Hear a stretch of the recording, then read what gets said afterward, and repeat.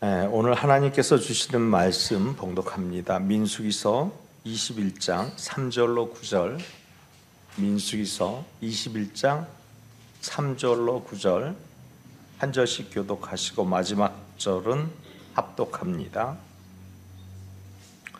제가 먼저 봉독합니다. 여호와께서 이스라엘의 목소리를 들으시고 가나안 사람을 그들의 손에 넘기심에 그들과 그들의 성읍을 다 멸하니라. 그러므로 그곳 이름을 호르마라 하였더라.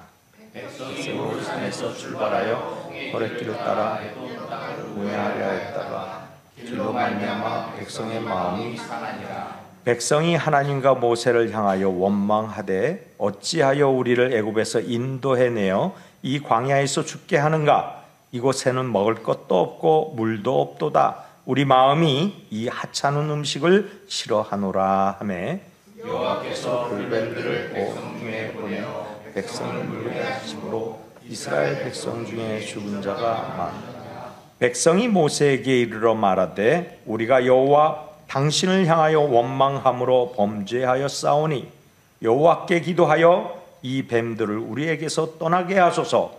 모세가 백성을 위하여 기도하매 여호와께서 모세에게 이르시되 불뱀을 만들어 장대 위에 매달아라. 물린 자마다 그것을 보면 살리라. 모세가 놋뱀을 만들어 장대 위에 다니 뱀에게 물린 자가 놋뱀을 쳐다본즉 모두 살더라. 아멘. 이는 하나님의 말씀입니다. 할렐루야. 아멘. 하나님은 사랑입니다. 제가 목이 좀 많이 안 좋아서 나왔다가 안 나왔다가 하니까 여러분 이해를 좀 많이 해주시면 좋겠습니다. 목이 갑자기 그래요. 지금 이스라엘 백성들이 430년간 종살이 한 것은 너무나 우리가 잘 압니다. 애굽에서 종살이했죠. 그거를 종지부를 찍고 이제 출애굽을 합니다. 하나님은 이 출애굽을 시킬 때 수많은 기적을 베푸시고 그리고 무조건적인 은혜와 사랑을 베푸십니다. 조건이 없죠. 하나님의 이 자비로운 사랑은 무조건적이고 그래서 받는 우리는 놀라운 선물입니다. 하나님께서 우리에게 주시는 모든 사랑은 선물입니다. 이들이 애굽을 탈출할 때 하나님께서 얼마나 많은 일을 하셨는지 우리는 너무 잘 압니다. 피, 개, 이, 파, 악, 도, 우, 매, 흑, 장 10가지 기적을 베풀어 주신 것은 물론이고 홍해를 마른 땅을 건너게 하시고 또 그곳에 애굽의 정예 군대를 수장시켜 버리시고 그리고 그것뿐입니까? 우리가 배고플 때나 추울 때나 또 길을 몰라 방황할 때 우리의 마음을 아시고 하늘에는 구름 기둥으로 불 기둥으로 우리를 인도하시고 때로는 구름으로 햇볕을 가려주시고 때로는 그 광야의 밤중의 추위를 불기둥으로 막아주신 하나님 아니시겠습니까? 뿐만입니까? 바위에서 물을 솟구쳐서 먹게 하시고 쓴물을 단물이 되게 해주시고 뿐만입니까? 수없이 많은 전쟁에서 하나님이 일하심을 보지를 않았습니까? 그래서 하나님의 사랑은 은혜이고 조건 없는 사랑이었습니다. 이스라엘 백성들에게 무엇을 요구하셨습니까? 나만 바라보라 라고 말씀하시는 주님을 우리는 여기에서 알아야 한다라는 사실입니다. 오늘도 본문에 보니까 이스라엘 백성들은 가나안으로 진군을 하고 있었습니다. 가나안을 진군을 하는데 출애굽 1세대들은 거의 다 죽었습니다. 지금 여기 오늘 본문에 등장하는 오늘 본문의 이 말씀은 39년 정도 흐를 그쯤에 일어난 사건입니다. 그러니 출애굽 1세대들은 거의 죽고 이제 2세대들이 본격적으로 이스라엘을 이끌어가는 그런 시대지요. 그때에 드디어 가나안에 가까이 근접하게 됩니다. 그것이 호르산이라는 곳이죠. 여기서 보면 이 호르마라 하는 이곳이 호르산입니다. 그러니 얼마나 많이 다녔습니까? 이렇게 이렇게까지 호르마까지 왔습니다. 가데스 바네아를 거쳐서 신광야를 거쳐서 호르마까지 올라왔어요. 호르마까지 올라왔는데 이곳에 가나안 족속의 아랏 왕이라는 사람이 갑자기 침공을 합니다. 그래서 수없이 많은 사람들이 죽고 다치고 고통에 처합니다. 그러자 이스라엘 백성들이 하나님 앞에 신음하며 기도합니다. 하나님 구해 주세요. 그러자 하나님께서는 이 음성을 들으셨다라고 합니다. 그것이 오늘 본문의 3절입니다. 오늘 여호와께서 이스라엘의 목소리를 들으셨다라고 얘기하죠. 목소리를 들으십니다. 그래서 이곳에 있는 아랏 왕의 모든 가나안 족속을 진멸하고 그의 부족들을 완전히 토벌을 합니다. 이러한 대승전고를 올리는 놀라운 사실이지요. 그렇습니다. 이 호르마라고 이름을 지었다라고 얘기하는데 이 호르마라고 이름을 지은 이유는 진멸하다라는 뜻입니다. 그러니까 이스라엘 군대가 진멸한 게 아니고 하나님이 이스라엘 백성들의 손을 빌어서 진멸을 했다라는 의미이기도 합니다. 그러므로 이때까지만 해도 하나님께 헌신하고 충성하고 하나님 말씀이면 무엇이든지 다 준행할 수 있었다라는 그러한 마음으로 각오를 다지고 있는 사람들이라고 분명히 보아도 될 법한 상황이 아니겠습니까? 그런데 오늘 본문 4절에 보면 돌변합니다.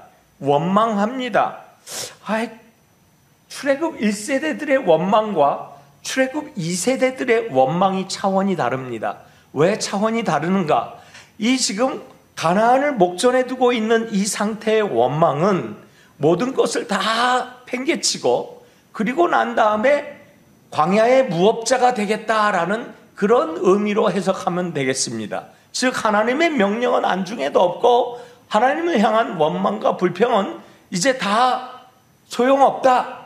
그러니 나는 그냥 광야를 떠도는 사람이 될 거야. 200만 명이 넘는 이스라엘 백성들이 광야를 떠돌아다니는 떠돌이 신세가 되는 광야의 무업자 같은 그런 생활을 오히려 더 즐거워하는 그런 마음으로 하나님께 원망하고 모세에게 불평합니다. 그러니 출애굽 1세대와 출애굽 2세대의 원망과 불평은 차원이 다릅니다.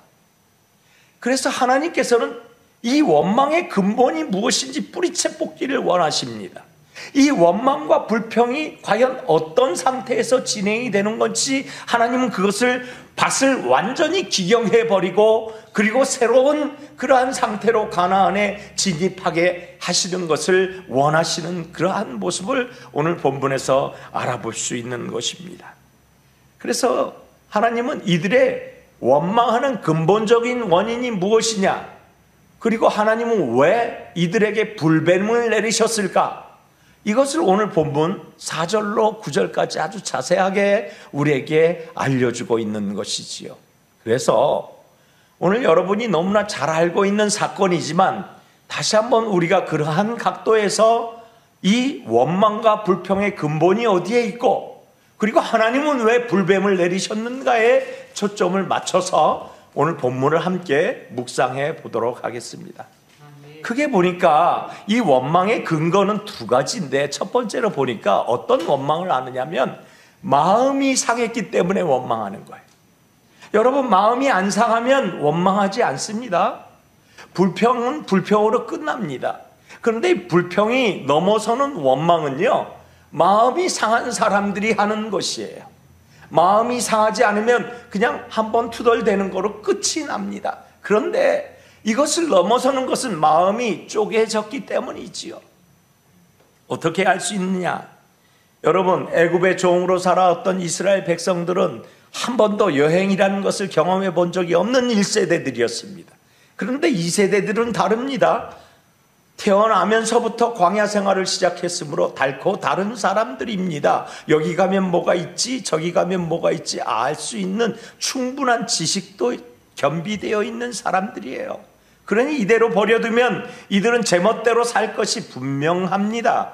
인간은 그렇지 않겠습니까? 누군가가 꽉 잡아주는 밧줄이 없으면 그것이 끊어지는 것을 경험할 때 자유하다 하고 자기 마음대로 날지만 결국 그것이 죽음이라는 것을 그는 알아야 되는데 말이에요. 오늘 꼭 그와 같은 것이에요. 여기서 안 잡아주면 다 탈출하고 도망가 버리는 그런 이상한 일들이 벌어질 것 같은 그런 상황에 직면합니다. 달고 다른 2세대들, 홍해를 건너서 가나안 땅에까지 진입하기 수없이 많은 위험과 전갈의 위험과 독사의 위험과 뱀들의 위험과 그리고 모든 들짐승들의 위험과 이방 민족들의 위험과 가나안 족속들의 위험과 그리고 가나안 7 부족들의 수차례 침탈과 모든 환경으로부터 그리고 떼약볕으로부터 추위로부터 그리고 바람과 그리고 수없이 많은 어려움으로부터 하나님은 지켜내셨던 이스라엘 백성들인데 이들은 그것이 그저 그렇고 그렇게 자기들이 알아서 헤쳐나온 건 줄로 안다라는 사실이지요. 내비게이션이 있으면 몰라도 이 광야에서는 길을 잃어버리기가 십상입니다. 그래서 이들은 하나님이 가라면 가고 서라면 서야 할 처지인데요. 이 2세대들은 다릅니다. 여기에 어디에 가면은 뭐가 있다 달고 근데 이들은 그것이 그저 그렇고 그렇게 자기들이 알아서 헤쳐나온 건 줄로 안다라는 사실이지요. 내비게이션이 있으면 몰라도 이 광야에서는 길을 잃어버리기가 십상입니다. 그런데 갑자기 에돔으로 빙 돌아서 가야 한다는 거예요. 뭔가 자세하게 설명을 해주면 참 좋은데 지도자들이 뭐 200만 명한테 일일이 다 가지고 거기에 우리 친척이 있는데 친척이 길을 못 가게 하니까 우리 이렇게 그냥 돌아가자, 전쟁하지 말고 뭐하러 같은 친척끼리 사륙하니, 이렇게 자세하게 얘기를 해주면 좋은데 200만 명이나 되는 사람들에게 다 전달이 되겠습니까? 순식간인데 말이에요. 그래서 길 돌아가야 돼. 그리고 진군하는 행동을 보니까 길을 돌아가려고 호르산에서 내려가는 거예요. 그것이 오늘 본문 4절에 나타납니다. 여기 보세요. 백성이 호르산에서 출발하여 홍해길을 따라 에돔 땅을 우회하러 가다가 뭐라고 얘기해요? 길로 말미암아 백성의 마음이 뭐했다? 상한. 백성의 마음이 상했다. 여러분, 왜 불평이 안 일어나겠습니까? 고생하고 목적지에 도착하려고 하는데 길을 또 우회해서 가야 한다니, 지금 39년 어느 언저리쯤 이렇게 고생을 했는데 이제 정말로 정착해서 이제 텐트 같은 거는 치워버리고 우리의 집을, 장막집을 짓고 그리고 거기에 소산을 씨를 뿌려서 우리가 소출을 얻어먹을 수 있는 그런 아주 아름다운 파노라마를 꿈꿨던 그런 사람들인데 그것이 한순간에 물거품 되니까 불평이 안 나오겠습니까? 불평은 나오지요. 그런데 불평은 말씀드린 대로 불평으로 끝나야 합니다. 불평이 원망으로 나가면 안 되는 거예요. 불평이 원망을 넘어서 저주까지 이르는 그런 단계로 가면은 구제불능이 되는데 다행히 오늘 본문을 보니까 원망했더라요. 그러니까 불평을 넘어 원망까지 간 거예요. 지금 이 원망까지는 마음에 도달한 거예요. 이때 잡아주지 않으면 못 잡습니다. 저주까지 가면 돌이킬 길이 없는 거예요. 그래서 이 원망의 상태에서 하나님은 특단의 대책을 강구하십니다. 여러분 한번 보세요. 지금 길 때문에 마음이 상했다라고 얘기해요. 근데 길 때문에 마음이 상합니까?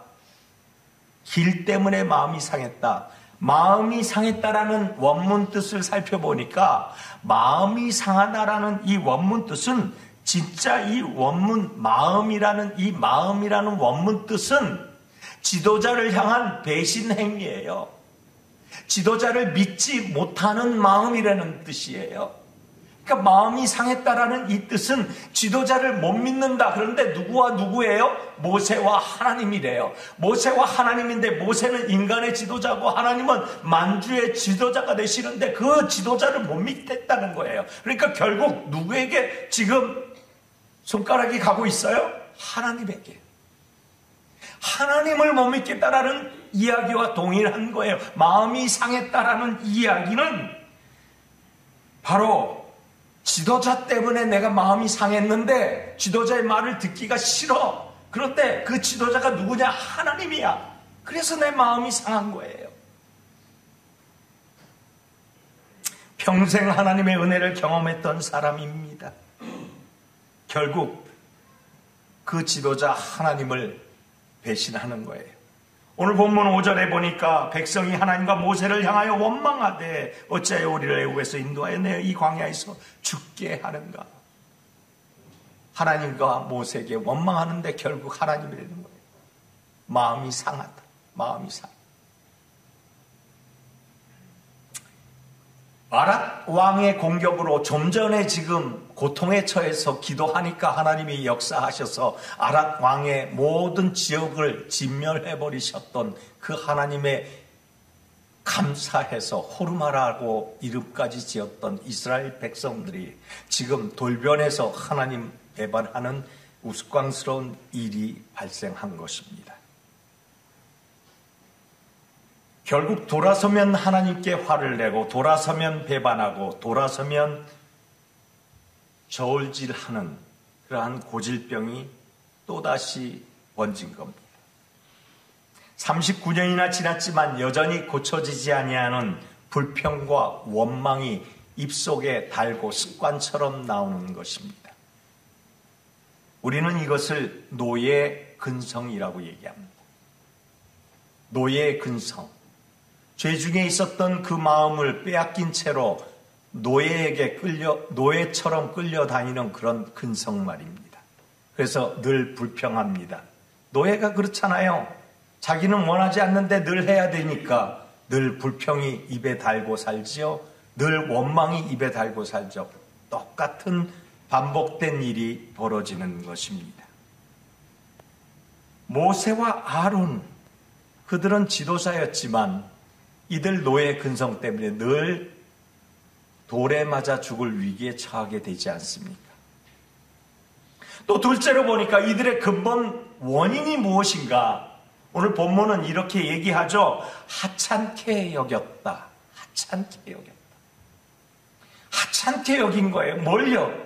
여러분, 39년 동안 경험한 하나님은 놀랍도록 기사와 이적의 하나님이었습니다. 신비로운 거룩한 음식을 내려주시고 거룩한 말씀을 해주시고 우리가 거룩해질 수 있도록 노예의 모든 근성을 뿌리채 뽑아버릴 수 있는 거룩한 것으로 가득 채워서 예배할 때나 그리고 그것을 속죄하여서 하나님 앞에 경배할 때나 모두 다 거룩으로 점철되었던 인생들이었습니다. 그런데 하찮게 여겼다라는 거예요. 그 과정을요. 하찮게 여겼다. 여러분, 하나님이 하찮은 사람입니까? 하나님이 하찮은 신이십니까? 만주의 주인이 되시는 하나님이 하찮다니요. 이들의 이 하찮게 여기는 이것 때문에 하나님은 경노하시게 됩니다.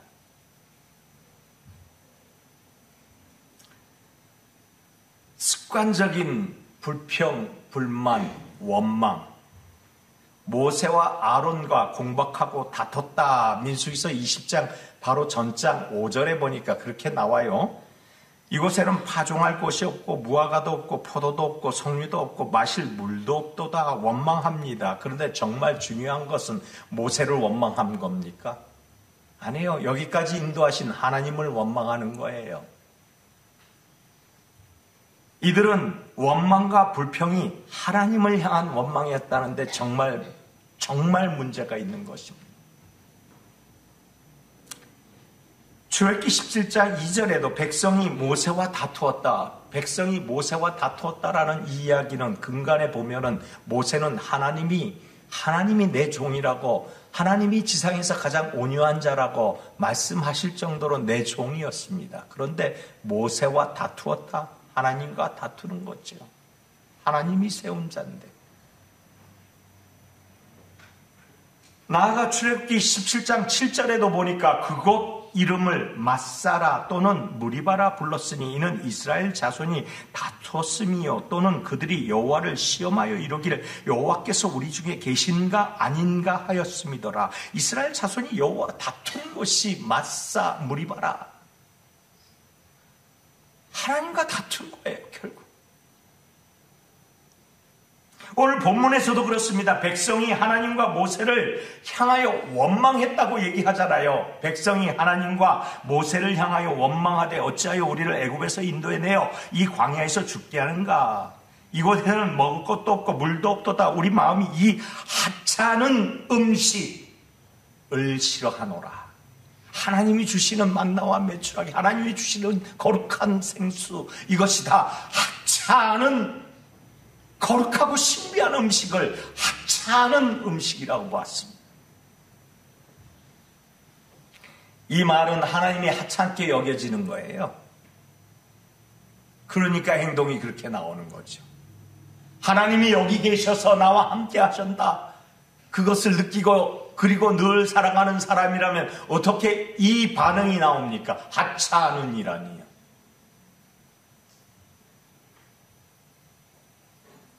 그러면 이들에게 고급진 음식은 과연 뭡니까? 이들이 생각하는 고급진 음식을 한번 생각해 보시오. 하나님이 주시는 이 거룩한 음식이 하찮은 음식이라면 이들이 생각하는 고급진 음식은 과연 무엇이겠습니까? 주인의 상에서 떨어지는 부스러기를 집어먹던 그런 음식을 이야기하는 거예요. 스테미나, 정려, 달콤한 것. 이것을 주워 먹었던 치욕의 음식들 말입니다. 미각과 시각을 자극해서 군것질 하듯이 먹었던 그런 음식들 말입니다. 이런 욕구를 풀어줄 만한 그런 음식들 말입니다. 술 먹고 방탕하여 취하는 듯한 그러한 주인의 모습들 가운데서 떨어지는 술병을 집어들고 마셨던 그것들 말입니다.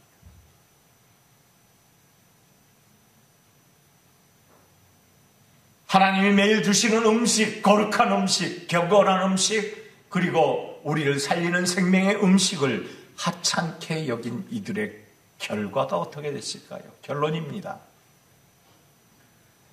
결국 이스라엘 백성들의 모습은 하나님을 불신하는 거라고 말씀드렸죠.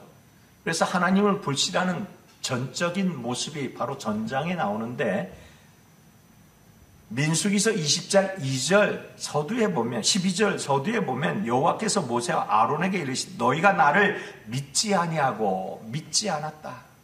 불신했다. 안 믿은 거예요. 그렇게 주셔도 안 믿은 거예요. 이게 하찮은 음식. 결국 이스라엘 백성들의 원망과 불평의 문제는 근본적으로 따져보면 하나님과의 문제입니다. 하나님과의 문제를 일으킨 거예요. 여러분이 믿는 하나님은 어떤 하나님이십니까?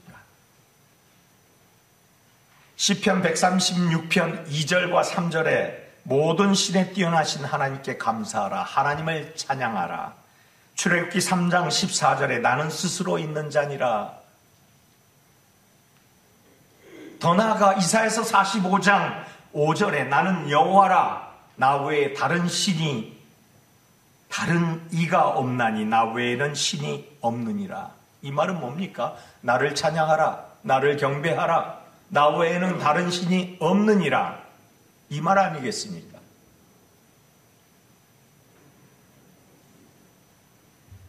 그런데 이게 무너지는 거예요, 지금. 이스라엘 백성들이 이게 무너지니까 신앙이 무너지는 거예요. 신앙의 기본인 것들이 무너지니까 다 무너지는 거예요. 다 무너지면 어떻게 됩니까? 결국 죽음 아니겠습니까? 결국 죽음이에요. 오늘 결과가 죽음으로 보여지잖아요. 나타나잖아요. 오늘 본문 6절에 보니까 여호와께서 불뱀들을 백성 중에 보내어 백성을 물게 하심으로 이스라엘 백성 중에 죽은 자가 많은지라. 원망, 불평, 배신의 결과가 뭡니까? 저주, 재앙, 죽음입니다. 그런데 그때나 지금이나 결과는 같습니다. 그때 출애굽할 때 이스라엘 백성들의 배신과 원망과 불평은 죽음을 초래하는 결과를 낳은 것. 이것은 그때나 지금이나 같다라는 얘기예요. 감사하면 살고 원망하면 죽는다는 것이지요. 불뱀에 물려서 죽어갑니다. 다 죽어갑니다. 어떻게 살 수 있습니까? 오늘 본문 보니까 그래도 하나님께서 헛일은 안 하신 것 같아요. 오늘 본문 7절에 보니까 백성이 모세에게 이르되 우리가 여호와 당신을 향하여 원망함으로 범죄하였사오니 뭐예요? 범죄했대요. 회개하는 거예요. 돌아선 거예요. 아, 나 이거 잘못했어. 죽음이 눈앞에 있으니 죽을까 회개할까 고르라 그러니까 회개로 돌아선 거예요. 인간은 이렇게 악해질 수 있습니다. 수많은 기적을 베풀었지만 죽음 앞에서야 돌아서는 것이죠. 죽음 앞에 맞닥뜨려야 정신을 차리는 것이지요. 하나님은 인간을 너무나 잘 알고 계셨어요. 그래서 불뱀을 허락하신 겁니다. 불뱀을 왜 허락하셨냐고요? 죽을 만큼 그곳에서 바둥거리다가 결국 하나님의 은혜를 깨닫고 돌이키라는 이야기예요. 우리가 우리의 삶을 살다가 어려움에 닥치면 하나님이 불뱀을 내려주시는데 왜 어려움에 또 불뱀을 내려주시느냐 이 말이에요. 어려울 때 불평하니까 그런 거예요. 어려울 때 원망하니까 그런 거예요. 그래서 너가 죽을 만큼 고생을 해야 깨닫게 되는구나라고 채찍을 드시는 거예요. 그러자 이스라엘 백성들이 돌이키기 시작합니다. 모세에게 기도해 주세요. 살려주세요. 우리가 잘못했습니다. 그 얘기 아닙니까 지금. 이 뱀들을 우리에게서 떠나게 해주옵소서라고 부탁하면서 하나님께 기도 좀 해주세요. 자신들은 기도 못합니까? 할 수 있죠. 그런데 누구를 원망했어요? 모세와 하나님을 원망했으니 그 당사자에게 원망한 것을 풀어야 된다는 사실. 이들은 정직한 믿음을 그래도 가지고 있었던 거예요.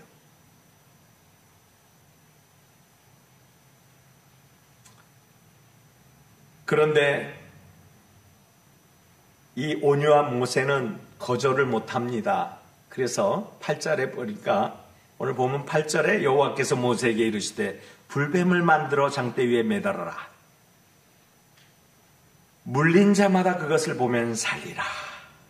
노뱀을 만들어 장대 위에 높이 매달아라.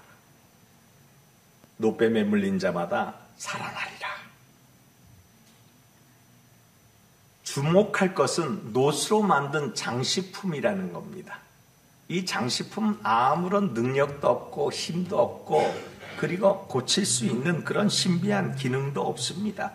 그 신통력도 치유력도 없는 그냥 모조품 장식품에 불과한 것입니다. 그런데 중요한 사실은 하나님이 가르쳐 주신 방법은 내 생각, 내 이성, 내 의지, 내 모든 지식을 총동원해서 아무리 생각해봐도 비상식적인 일이라 할지라도 하나님이 시키셨다라는 중요한 사실을 우리는 본문에서 발견해야 되는 거죠. 하나님이 시키시면 해야 하는 겁니다. 불 속에라도 들어가야 합니다. 풀무불 속에 들어가야 합니다. 사자 입속에 들어가야 합니다. 죽을 만큼 금식하며 그리고 계속 기도해야 합니다. 응답이 있을 때까지 말이에요. 들어가야 합니다. 들어가라시니까. 하나님은 쳐다보라 얘기하신 것이 유일한 해결책이었습니다. 예수님도 이 노뱀에 대해서 얘기했어요. 요한복음 3장 14절 15절에 이 노뱀에 대해서 뭐라고 얘기합니까? 모세가 광야에서 뱀을 든 것과 같이 인자도 높이 들려야 한다. 인자가 누굽니까? 예수 그리스도. 주 예수를 믿으라. 그리하면 너와 내 집이 구원을 얻으리라. 이 말은 노뱀에 달린 십자가에 달린 높이 장대에 달린 노뱀처럼 예수님이 십자가에 달리셨으니 예수님만 바라보면 죽음에서 생명으로 건져짐을 얻을 것이다 라는 얘기를 하시는 것이죠. 그렇습니다. 바라보라. 그러면 살 것이다 라고 얘기해요. 바라보라. 그 약속을 믿으면 삽니다. 여러분에게 하나님은 얼마나 많은 약속을 하고 계시는지 여러분 스스로가 너무 잘 알고 계실 것입니다. 그런데 이 약속을 믿으시면 삽니다.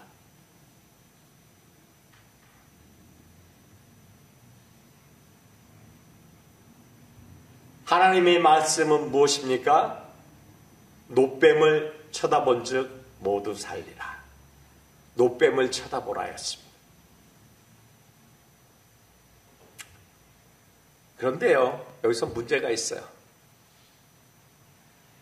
노뱀을 쳐다보면 삽니까? 라고 생각하는 사람이 한둘이 아니라는 얘기죠. 200만 명이 넘는 사람들, 그 회중들에게 지금 일각이 다투는 그런 절체절명의 순간 아니겠습니까? 한번 그 텐트촌을 한번 상상을 한번 해보자고요. 200만 명 이상의 텐트를 치고서 뱀에게 물려서 이제 지금 죽어가고 있습니다. 사람들이요. 그러니까 여기저기서 신음소리가 나고 여기저기서 죽어서 울음소리가 나고 여기저기서 장사를 지내야 하는데 나도 불뱀에 물려서 죽어가고 있어요. 아비규환이 이루 말할 수 없습니다. 한시가 급한데요. 이 뱀을 바라봐야 사는데요. 그래서 모세가 누구 하나 붙잡고 얘기할 시간이 없어요. 그러니까 모든 지도자를 총동원해서 노뱀을 바라보시오, 노뱀을 바라보시오, 노뱀을 바라보면 살 것입니다 라고 외쳤지 않았겠습니까? 그 장막을 다 돌아다니면서 모든 사람이 들을 수 있도록 외치면서 다녀갔을 뿐입니다. 그런데 마음이 동해야지요. 마음이 안 동한 완악한 사람들이 있어요. 야, 노뱀이 뭐야? 지금 독을 빨아내야 내가 살지. 그래서 입을 갖다 대고 독을 빨려고 막 무진 애를 씁니다. 그런데 점점 몸은 굳어갑니다. 더 이상 어찌 해볼 수 없는 상태에 이르렀을 때 후회합니다. 노뱀이라도 쳐다볼 걸. 지금 그 상황이 이 천막 텐트 안에서 일어나는 거예요. 200만 명이 넘는 사람들이 동시에 노뱀을 봐야 되는데 누가 볼 수 있다란 말입니까? 그 얘기를 누가 와서 전해준단 말입니까? 그냥 외쳤지요. 순식간에 외쳤지요. 왜요? 이 맹독을 품고 있는 이 광야의 뱀들은요, 아주 독성이 강합니다. 왜냐하면 햇볕을 많이 받았고 햇볕을 많이 받으면 안에 있는 독성이 7배에서 70배가 더 독성이 강해진다는 거예요. 그래서 같은 독을 가지고 있는 독사가 광야에 있는 독사와 일반 산에 있는 독사와 독의 정도가 차이가 난다는 거예요. 그래서 광야에서 무는 독사는 즉시 반응이 일어나 죽는다는 거예요. 큰 사자가요, 광야에서 독사에 물렸는데 그만 꼼짝 못하고 죽어가더라고요. 그것을 BBS 자연 뭡니까? 갑자기 이름이 생겨요. 예, 그거를 보니까 그렇게 죽어가는 거를 보여주더라고요. 아, 그렇구나. 이 광야에 있는 독사는 이렇게 맹독을 가지고 있구나. 그러니 텐트 안에서 독사에 물린 사람들은요, 몸이 굳어가기 때문에 꼼짝을 못하고 이렇게 몸으로 비비면서 나와서 봐야 되는 지경에 이르럽니다. 그런데 이것을 하는 사람은 살 것이고, 몸부림을 치며 주의 말씀을 받기를 소망하는 사람은 살 것이고, 몸부림을 치면서도 내 의지대로, 내 생각대로, 내 의술대로 나간 사람은 죽을 것이다 라는 것이지요.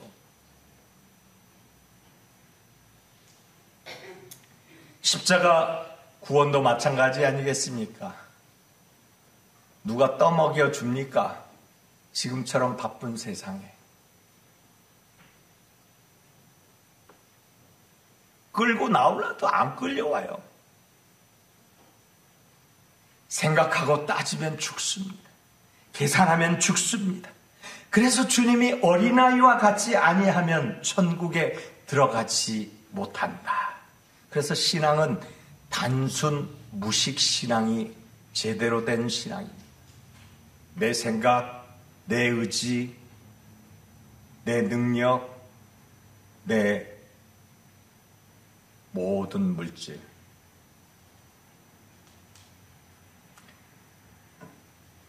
정리하고 마칩니다. 사랑하는 성도 여러분, 노뱀을 바라보는 데 필요한 것이 무엇이겠습니까? 과학, 철학, 문학, 예술이겠습니까? 각종 회의, 다수결로 의결하는 것이겠습니까? 아니요. 그냥 믿고 단순하게 실행하는 것입니다. 여호와의 말씀은 정직하여, 그래서 정직한 자의 그 모습은 꾸밈이 없다라는 얘기죠. 여호와의 말씀은 진실하여 변하지 않는다는 말씀이지요. 그냥 무식하게 받아들이면 변하지 않는 하나님을 끝에는 만납니다. 아니, 중간에는 만납니다. 죽기 전에, 독이 퍼지기 전에 지금이어야 합니다. 지금이어야.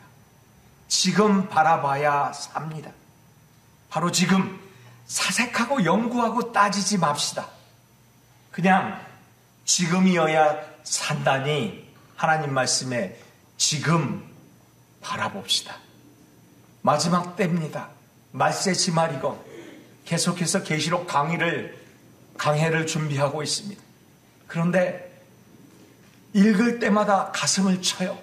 왜? 너무 급박하게 돌아갑니다. 세상은 계시록 강해를 많이 하지 않습니다. 왜요? 인기가 없기 때문이죠. 계속 교훈하는 말씀들만 가득하기 때문이죠.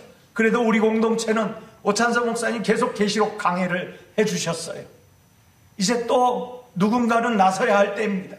이 어려운 세태에 죽어가는 사람들이 지금 죽어도 하등 이상할 것이 없는 그런 마지막 때의 세상을 살아가고 있지 않습니까?